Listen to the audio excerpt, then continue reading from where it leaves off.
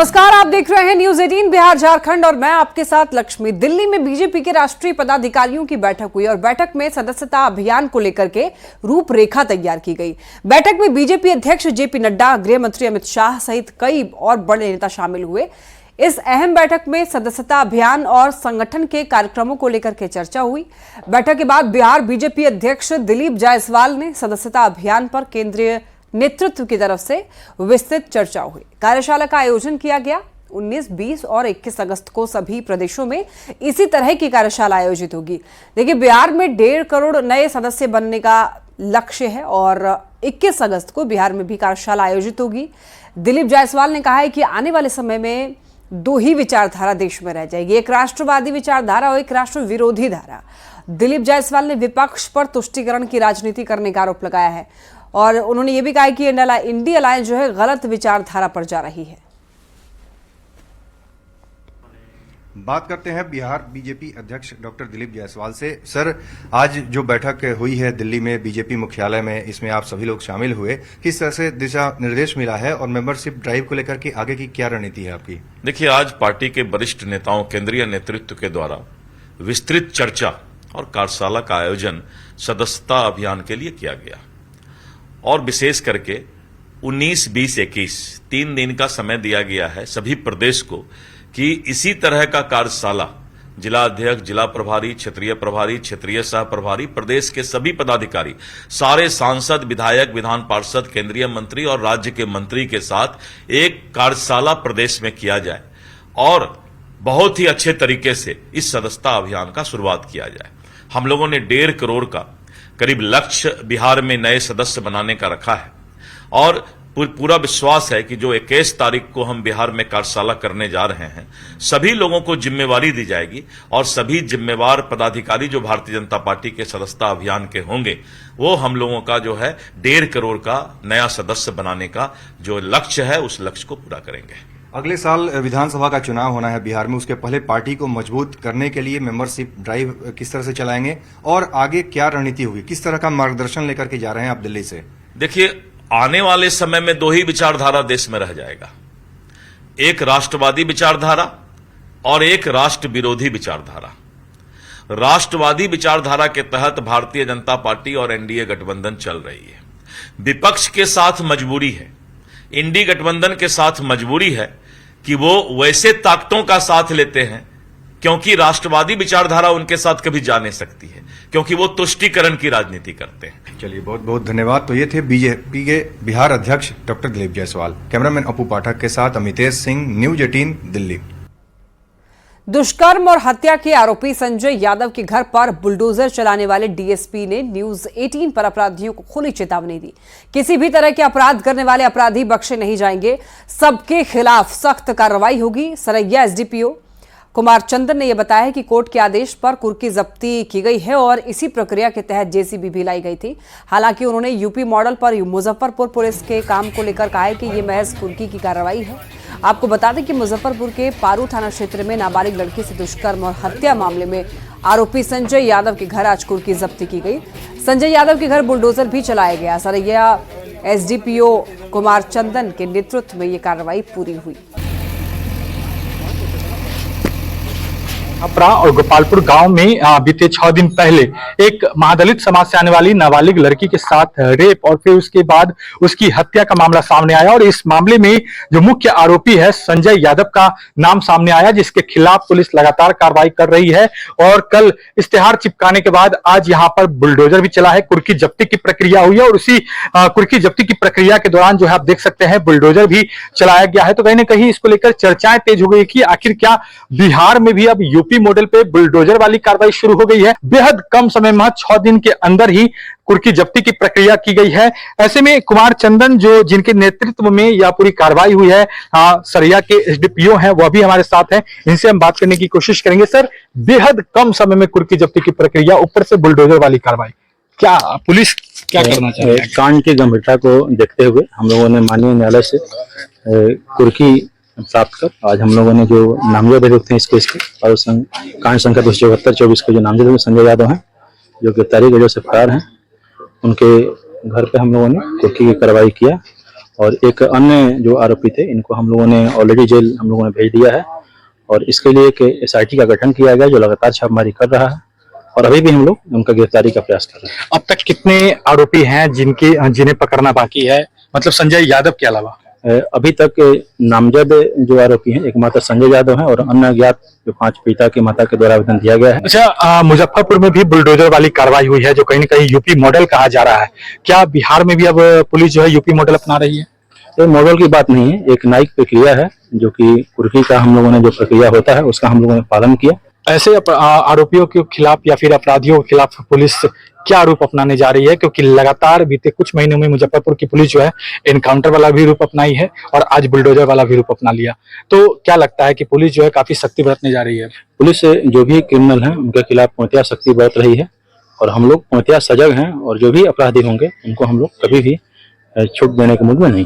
तो हमारे साथ कुमार चंदन जो कि सरैया के SDPO हैं, उन्होंने सीधे तौर पे बताया है कि कोई भी अपराधियों को छोड़ा नहीं जाएगा, उनके खिलाफ जो है सख्त से सख्त कार्रवाई की जाएगी। साथ ही साथ इस मामले में जो आरोपी संजय यादव हैं या फिर अन्य लोगों के आरोप अगर सिद्ध होते हैं तो अन्य लोगों के खिलाफ और भी सख्ती से कार्रवाई की जाएगी। मुजफ्फरपुर से न्यूज़ 18 के लिए प्रियांक सौरभ। मुजफ्फरपुर के पारू थाना क्षेत्र में नाबालिग लड़की की रेप कर हत्या करने के मुख्य आरोपी संजय यादव के घर पर पुलिस ने बुलडोजर चलाया। पुलिस ने कोर्ट के आदेश पर कुर्की जब्ती की और घर को बुलडोजर से तोड़ दिया। आरोपी संजय यादव को लेकर के उनके पड़ोसियों ने बताया कि संजय यादव इससे पहले भी कई ऐसे कुकृत्य कर चुका था। पड़ोसियों ने बताया कि उस घर में संजय के 2 भाई भी अपने परिवार के साथ रहते थे। तो वहीं आरोपी संजय को 2 बेटी और 1 बेटा है। तीनों अब बड़े हो चुके हैं, बावजूद संजय अपनी आदतों से बाज नहीं आता था। संजय की पत्नी का देहांत कई वर्ष पहले हो चुका है। संजय की हरकत के बाद पड़ोसी भी काफी शर्मसार हैं। मौके से पूरी जानकारी दे रहे हैं संवाददाता प्रियांक सौरभ। मुजफ्फरपुर के पारू थाना क्षेत्र के लालू छपरा में बीते दिन वो एक महादलित लड़की नाबालिग बच्ची के साथ दुष्कर्म और उसकी हत्या की घटना को अंजाम दिया गया। इस मामले में पुलिस अब बड़ी कार्रवाई कर रही है। बुलडोजर लेकर पुलिस जो है पहुंची है, कुर्की जब्ती किया जाना है और यही वो घर है आरोपी संजय यादव का, जहां पर पुलिसिया कार्रवाई जो है वह तेज हो गई है। लेकिन इसको लेकर अब सियासत भी गर्मा गई है, तमाम नेता भी इस गांव में पहुंचने लगे हैं। ऐसे में आरोपी संजय यादव अब तक फरार है और बगल में उनका घर है। इनके पड़ोसियों से भी हम जानेंगे। संजय यादव जो है उसका घर बगल में है। आपके घर के शक्ल में ना? भाई जो बगल में है वही ना? क्या करता था? सटल है से आधा के हकदार है। 1 लड़का है इनका। अच्छा। और सुखदेव सुकन राय का 2 लड़का है। आप लोग के पट्टी पटदार में है कि? ना, वो हट के हम अलग बात। हाँ, अलग है। हम 2 कैसा आदमी था? कैसा आदमी था? बुरा आदमी था, अजीब था। हाँ, बुरा। शादी हुआ था, बच्चा भी सियान सब था ना? केसदारी का। हाँ, एकदम कुकर्म कर दिया। फिर उसके बाद आज ये स्थिति हुई। आपके पड़ोसी हैं, आपका क्या नाम हुआ? चलिए ठीक है। चाचा हैं जो संजय यादव जो है जिसके घर पर आज बुलडोजर चल रहा है, पड़ोसी है आप लोग का। कैसा आदमी था? मैंने आदमी जो है सो बताइए रहा है वो अपने गुण को कि हम कैसा हैं। पहले भी इस तरह की हरकतें करता था? पहले का तो हमको जानकारी है, हम कैसे बात करें। आप लोग को कुछ लगता है क्या, मतलब पट्टी पटदार में आता है क्या? पट्टी पटदार का अथी आता है, लेकिन उसका मेन पटदार घर ही में है। अच्छा। हाँ। पूरा घर में कितने लोग थे अभी उसमें? हाँ?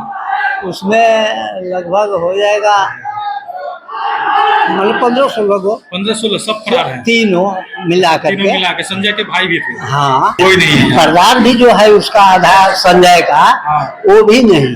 वो भी यहाँ पर नहीं है? हाँ, वो भी नहीं।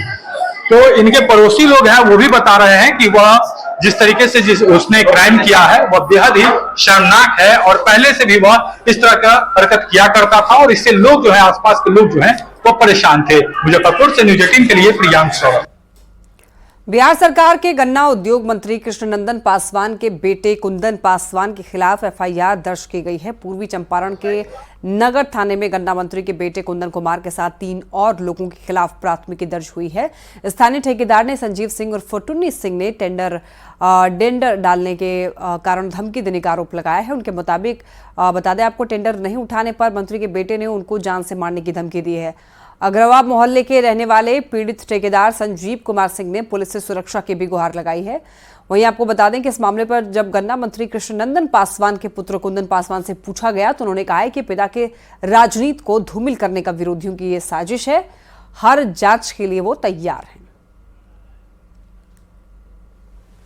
टेंडर मेरा गिरा 11/4 को, 15 तारीख को कुंदन का फोन आया। कुंदन कौन? कुंदन हरसिद्धि विधायक, अभी वर्तमान मंत्री के बेटा कि नहीं। वो फोन किए हमको, व्हाट्सएप कॉलिंग किए। हमने कई बार पहले काट दिया, उसके बाद फिर सोचे कि नहीं उठा रहे हैं, बात कर रहे हैं। फिर जब बात किए तो कहे कि क्या आप हमको परेशानी कर दिए हैं कि नहीं, आपको बहुत ठेकेदारी करने का शौक हो गया है, आपको ठेकेदारी हम करा दे रहे हैं कि नहीं, ये आपका अंतिम में ठेकेदारी रहेगा। कहे जो आप टेंडर उठा लीजिए, नहीं उठाइएगा तो आपके लिए ठीक नहीं है, आपका हत्या हो जाएगा, या वो 50 को बोले। मामला कुछ नहीं है और 4-5 महीना से मेरे ऊपर और मेरे परिवार के ऊपर षड्यंत्र मतलब रचा जा रहा है यहाँ के कुछ नामी ग्रामी लोगों के द्वारा। और मैं किसी भी तरह से किसी भी व्यक्ति के संपर्क में रहता नहीं हूँ। मैं अपने संगठन का काम करता हूँ। टेंडर में आपका फोन कॉल डिटेल बता रहा है जो संवेदक, तो उसके बारे में वो तो जिला प्रशासन को मतलब जांच करना चाहिए। और हमारा फोन डिटेल्स निकलता है, कॉल का डिटेल्स निकलता है, या उस सीसीटीवी जिस फुटेज का बात कर रहे हैं उनको देना चाहिए और जिला प्रशासन इस पर जांच करे और मतलब सच का दूध का दूध और पानी का पानी करे। जहानाबाद सिविल सर्जन कार्यालय में उस समय अफरा तफरी का माहौल बन गया जब एक व्यक्ति ने वहां पर जहर खाकर जान देने की कोशिश की। वहां पर मौजूद लोगों ने तुरंत पीड़ित को जहानाबाद सदर अस्पताल पहुंचाया। युवक का आरोप है कि इंजरी रिपोर्ट के बदले उससे सिविल सर्जन कार्यालय में रिश्वत मांगा गया। दरअसल ये जो पूरा मामला है ये कि 2020 में ठपुरा गाँव में अंतरित यादव और अजय यादव के बीच परिवार के बीच में मारपीट की घटना हुई। मारपीट के बाद अजय यादव ने घायल अवस्था में सदर अस्पताल में इलाज कराया था। इंजरी रिपोर्ट के नाम पर सदर अस्पताल के अधीक्षक ने उसे टरकाना शुरू कर दिया और इसके बाद मेडिकल बोर्ड बैठने के नाम पर कई बार सिविल सर्जन कार्यालय बुलाया गया। आज फिर अजय को सिविल सर्जन बुलाया गया था। कई घंटे तक बैठने के बाद भी जब कोई कार्रवाई नहीं हुई तो उसने जहर खा लिया। पीड़ित अजय ने न्यूज़ 18 से अपनी पीड़ा बतानी चाहिए, लेकिन इमरजेंसी में मौजूद डॉक्टर राजेश कुमार ने पीड़ित को जबरन चुप करा दिया। वहीं इस मामले में सिविल सर्जन ने भी सफाई दी। पैसा मांगा ले ना सर, पैसा ले ले 50,000 ना सर, और हुआ वाला काको वाला ले ले 1 लाख सब मिलल था। जहर के इंसाफ नहीं मिल रहा था सर। इंजोरी कहते हैं कि पटना से लेके आइए, समझे, और जहानाबाद इलाज कराए हैं, आज पटना से मांगते हैं। तो पटना वाला तो पैसा वाला है सर, तो जैसे तैसे कर दे रहा है सर। यहाँ भी पैसा मांगता था आपके भैया से? हाँ सर। कितना दिन से दौड़ रहे थे आप? आज 3-4 वो डेट पार हो गया सर। जानते हैं सर, मेरा केस हमको देखिए कितना था, मार के बात है एक पास उसके बाद निकाल कहता है कि नॉर्मल है, इसको रिपोर्ट बना के भेज देते। सर उसका कहना है कि सिविल सर्जन से हम मिले थे, कोई बोर्ड बैठना था इंजरी रिपोर्ट को लेकर, तो वो उसको तंग किया जा रहा था, बार बार बुलाया जा रहा था, लेकिन उसके ऊपर कार्रवाई नहीं की जा रही थी। नहीं, उस पर कार्रवाई क्यों होगा? उस पर तो बोर्ड बनाना था। आज एक बोर्ड था, उसमें उसको बुलाया गया था कि अपनी बात उसको रखना है, तो आज मेडिकल बोर्ड उसका हुआ है। उसका आरोप है कि नंदा जी और विनय जी दोनों पैसा मांग रहे हैं। आरोप करने के लिए क्या हो, तो कोई भी किसी पर भी, हम भी आप हम पर भी आरोप लगा सकते हैं, हम भी आप पर आरोप लगा सकते हैं। क्या जानकारी मिली सर आपको? हमको जानकारी अभी आरोप के बारे में कुछ ये पता नहीं है।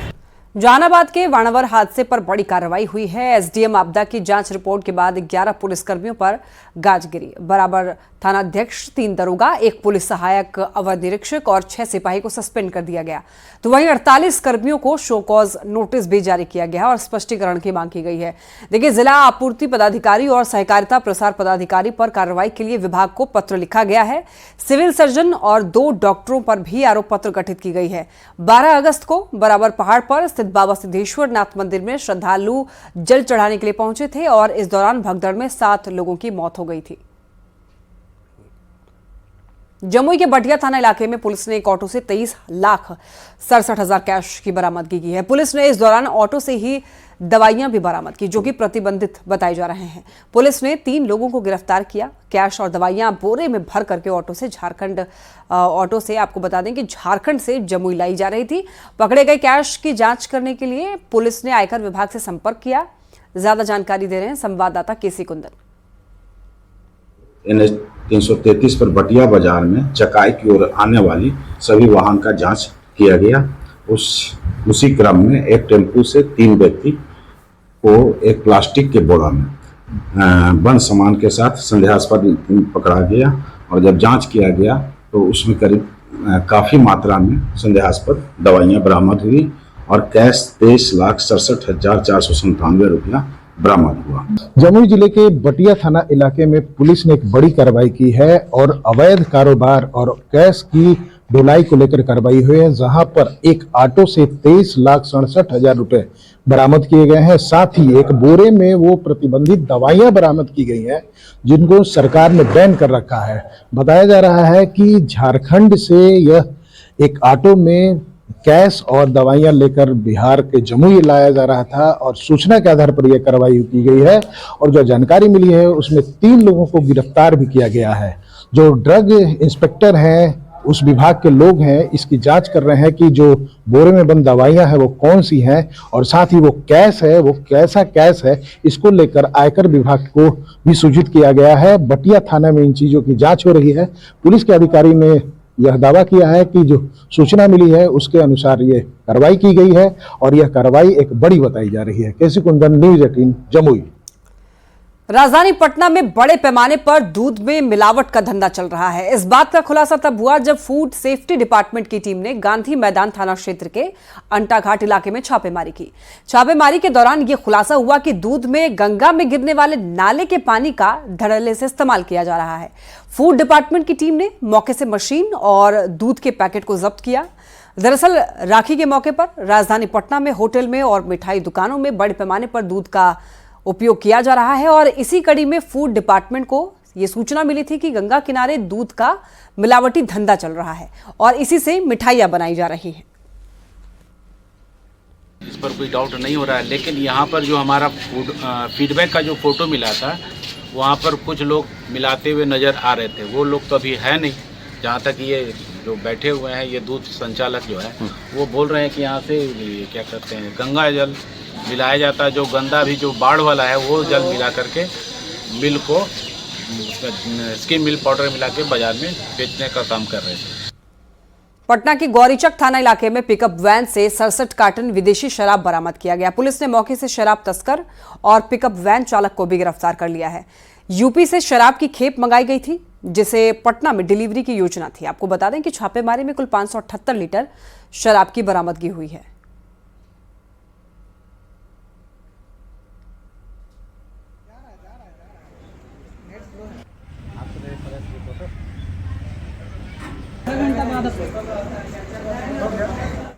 बेटा के अम्हारा में NSIT यानी कि Netaji Subhash institute of technology में बीटेक, डिप्लोमा, BBA और BCA कोर्सेज के नए छात्रों के लिए 2024 के ओरिएंटेशन कार्यक्रम का आयोजन किया गया। इस कार्यक्रम का मकसद छात्रों को शैक्षणिक माहौल से परिचित कराने, उन्हें फैकल्टी से मिलाने और पाठ्यक्रम के बारे में आवश्यक जानकारी प्रदान करने के लिए डिजाइन किया गया है। NSIT का फैकल्टी और प्रशासन समग्र शिक्षा प्रदान करने के लिए प्रतिबद्ध है, जो कि तकनीकी विशेषज्ञता के साथ साथ नैतिक मूल्यों को जोड़ती है, जिससे छात्र अपने चुने हुए क्षेत्रों में उत्कृष्टता प्राप्त कर सकें। पटना में आचार्य श्री सुदर्शन पटना सेंट्रल स्कूल में रोबोट से पढ़ाई शुरू हो गई है। देखिए, पटना सेंट्रल स्कूल में एंजल रोबोट का उद्घाटन किया गया और इस मौके पर शिक्षा मंत्री सुनील कुमार सहित कई और भी अतिथि आचार्य श्री सुदर्शन जी महाराज ने उनको सम्मानित किया। आचार्य श्री सुदर्शन पटना सेंट्रल स्कूल बिहार का पहला ऐसा स्कूल है जहां पर robotic science, artificial intelligence, data science, drone technology के साथ साथ स्टीम लैब की भी आधुनिक सुविधा उपलब्ध कराई गई है। आचार्य श्री सुदर्शन जी महाराज ने स्कूल की इस महान उपलब्धि पर प्रसन्नता प्रकट की है और अपने संदेश में कहा है कि रोबोटिक क्रांति से बच्चों को रोजगार पाने में सहूलियत होगी। और वक्त हो चला यहाँ पर एक ब्रेक। आप देखते रहिए न्यूज़ 18।